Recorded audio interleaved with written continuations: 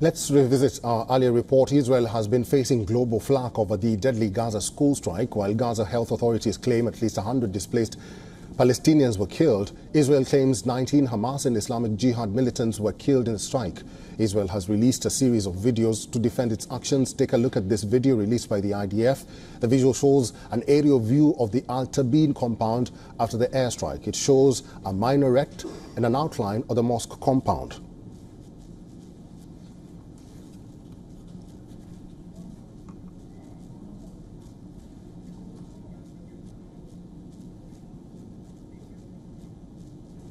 Let's now talk about this latest development. Dr. Hassan Al-Hassan is a senior fellow for Middle East Policy International Institute for Strategic Studies. He's joining us live from Bahrain.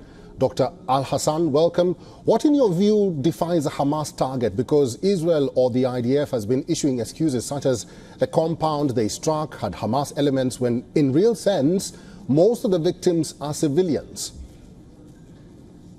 It's very difficult to corroborate these claims that the Israeli military makes. There's really almost no way to independently verify the identity of these individuals, especially since Israel continues to block access for foreign journalists and frankly often targets local journalists who would otherwise have been able to provide some coverage. But since Gaza remains blocked out from international coverage and reporting to a very large extent, it becomes obviously very difficult to verify these claims. Now, beyond that, the question of whether it is legitimate to kill and maim hundreds and hundreds of civilians in order to take out one or two or more Hamas militants, I think, has become extremely pressing. We've seen Israel in the past justify the killing of hundreds under the pretext of taking out even one Hamas commander. And I think that this obviously is a point that raises international concern, and one that international legal bodies and UN panel of experts have picked up on. So I think not only is it difficult to verify those claims by the Israeli military, it's also questionable whether, even if in fact these claims were to be true, whether that would be a legitimate way to conduct military operations. Dr. Al-Hassan, who do you think is the impediment to the ceasefire talks? There is a new effort to have the talks in Doha or Cairo. Israel says they will attend. The United Nations and the EU are supporting this initiative, but Hamas has not confirmed their participation. Well, I think traditionally the biggest stumbling block to the negotiations has been Israeli Prime Minister Benjamin Netanyahu.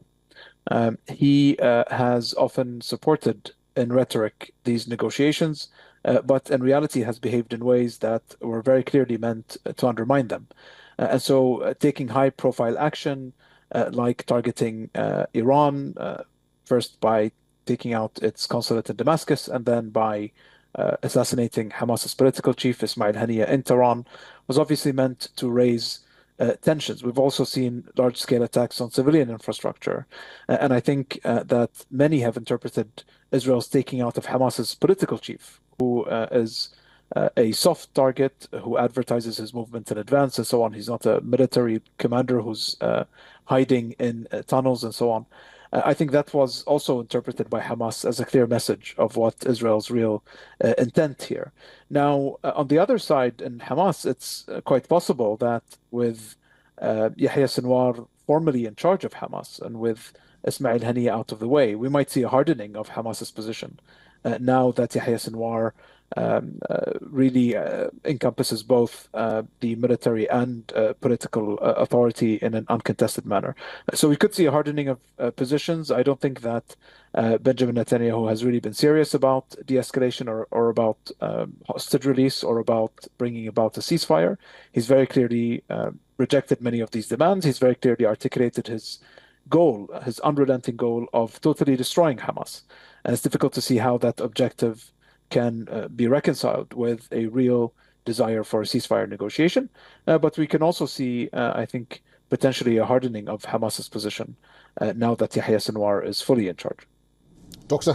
Al-Hassan, finally, do you agree there's a drive to urgently hold these negotiations because of the fear of a regional conflict escalating? I think fear of a regional conflict is one driver that's motivating some of the urgency behind these efforts. But in reality, it's difficult to see why this attempt would be different from its predecessors.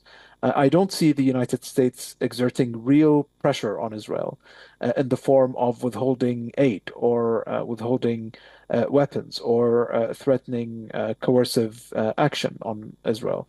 And so I think without any real exercise of leverage on the negotiating parties, which is something we haven't really seen so far, it's really difficult to see why this round of negotiations would be more successful than its predecessors. I've been talking to Dr. Hassan Al-Hassan. He's a senior fellow for Middle East Policy, International Institute for Strategic Studies. Dr. Hassan, thank you for talking to us today. Thank you. For all the latest news, download the WION app and subscribe to our YouTube channel.